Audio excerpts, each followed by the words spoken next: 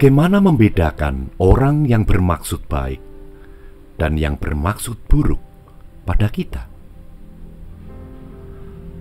Selamat pagi saudara-saudara yang dikasihi Tuhan Yesus Kristus.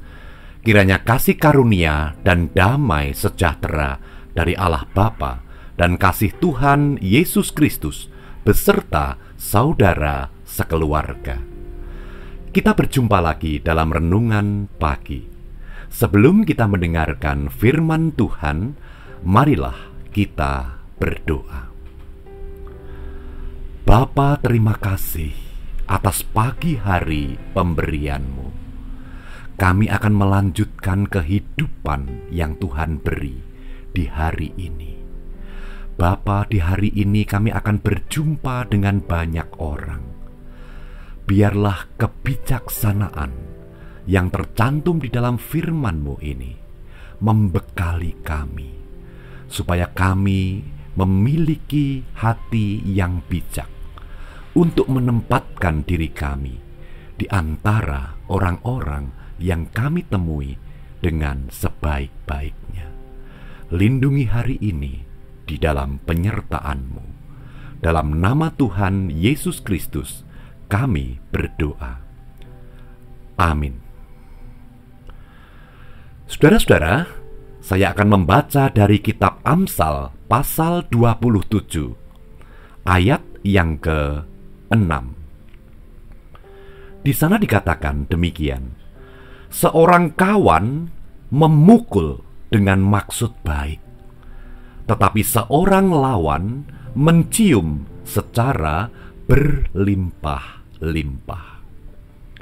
Saudara-saudara yang dikasihi Tuhan Yesus Kristus, di dalam ilmu kebijaksanaan, Salomo mengakui bahwa tidak semua orang-orang yang kita temui di dalam kehidupan ini mempunyai maksud baik kepada diri kita. Kita tidak bisa bersikap lugu, berpikir positif dan mengatakan, semua orang itu baik bagi aku. Maka kita akan terjerumus ke dalam penipuan. Kita akan terjerumus ke dalam permainan palsu manusia. Dan pada akhirnya kita akan terombang-ambing. Tetapi firman Tuhan pada hari ini memberikan kebijaksanaan untuk mengenali sebuah maksud baik. Saudara-saudara, Tuhan Yesus Kristus menyediakan orang-orang di sekitar kita yang memiliki maksud baik kepada kita. Orang-orang yang dipakai oleh Tuhan untuk memperkembangkan pribadi kita. Orang-orang yang dipakai oleh Tuhan untuk membuat diri kita semakin menjadi baik. Dan ayat ini, saudara-saudara, secara menarik berkata, seorang kawan memukul dengan maksud baik. Apa artinya ini? Saudara-saudara, sebuah nasihat keras yang seharusnya menyakitkan hati kita menjadi tidak menyakitkan kalau kita tahu bahwa orang yang mengatakan itu bermaksud baik kepada kita. Tetapi sebaliknya, saudara dikasihi Tuhan, orang yang tidak peduli akan perkembangan kita, orang yang tidak peduli akan apa yang kita lakukan, mereka akan menjilat dengan mengatakan hal-hal yang baik pada diri kita, yang ujung-ujungnya memiliki maksud tertentu atas kehidupan kita. Nah, saudara dikasihi Tuhan Yesus Kristus, sesungguhnya ayat ini hendak dibawa kemana?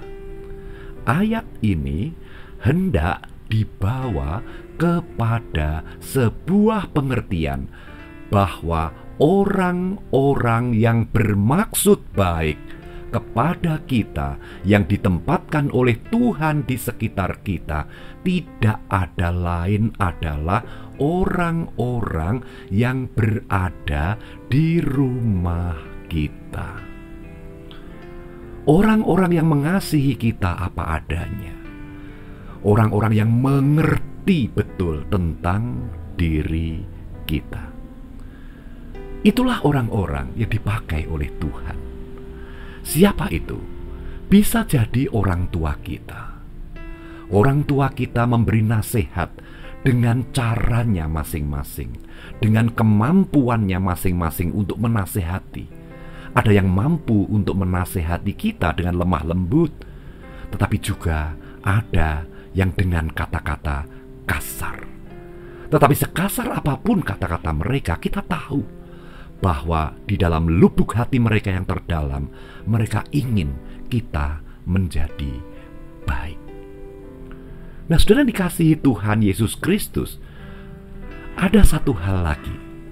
Bagaimana kalau diri kita juga menjadi orang yang mempunyai maksud baik kepada siapapun, sehingga dengan maksud baik kita lalu menjalin sebuah kedekatan dengan siapapun. Kita menjalin keakraban, kita menjalin kekeluargaan, sehingga tumbuhlah keterbukaan dan dapat memasuki nuansa saling mengingatkan. Percayalah saudara dikasihi Tuhan, tidak ada nasihat yang menyakitkan jika itu disampaikan oleh orang yang dekat kepada kita dan yang bermaksud baik kepada kita. Orang-orang ini tidak akan mengatakan keburukan kita di muka umum, tetapi akan mengajak kita berbicara empat mata, lalu menyampaikan saran-sarannya.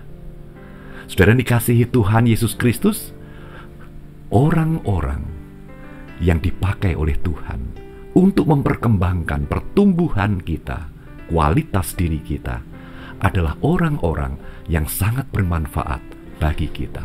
Sebaliknya, jadilah seperti itu.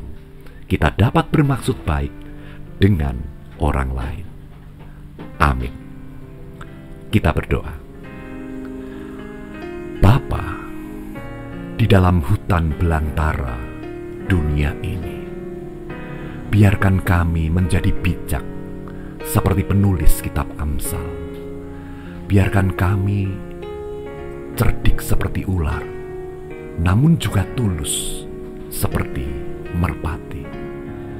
Biarlah kami mampu mengenali maksud baik, dan kami juga mampu mengenali maksud buruk yang terselubung. Bapa, kiranya semua itu membuat kami selamat di dalam kehidupan ini. Sertai kami Bapa, pimpin kami dan lindungi kami. Di dalam nama Tuhan Yesus Kristus, kami berdoa. Amin. Tetap semangat saudara-saudara. Tuhan Yesus memberkati saudara sekeluarga. Amin.